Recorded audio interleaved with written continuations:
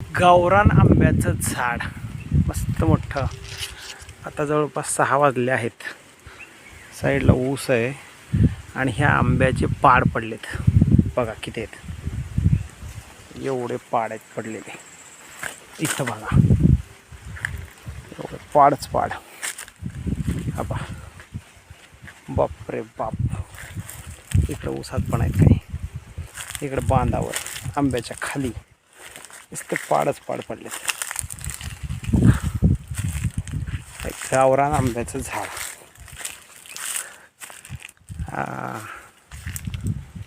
आपण विकत तर 1-2 किलो आणतो, पण हे 2-4 डझन आंबे नुसते पाडाचे पडलेत खाली. याला म्हणायचं शेतकरी नाद करता काय. मित्रांनो, एवढी पिशवी भरून आंबे निघाले पा. हे बा, हे अख्खी पिशवी भरली. आंबे आहेत 65 आणि इथं आहेत आंबे आणखीन. आणि हे आंबे आता डायरेक्ट खाणं चालू आहे. काय करता, पिशवीमध्ये तर जागा नाही. पिशवीमध्ये जागा नसल्यामुळं आता आपण डायरेक्ट इथंच खाऊ आणि राहिलेले घेऊन जाऊ. 65 आंबे म्हणजे काय जोक आहे का. असा हा आंबा पाडाचा आहे, त्यामुळं हा असा खालच्या बाजूनं खाल्ला जातो.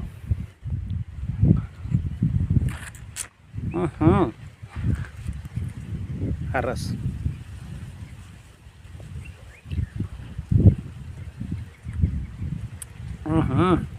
मस्त. वारे वा.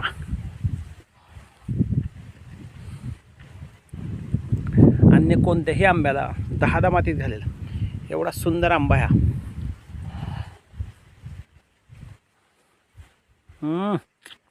एक नंबर. ह्याची कोय म्हणाल तर पहा अशी आहे, फुल ऑफ केसर. खूप केसर आहे त्याला, त्यामुळं हा आंबा लवकर खराब पण होत नाही. एवढा हिरवागार दिसतो, मात्र चवीला खूप गोड आहे आणि मस्त चव आहे.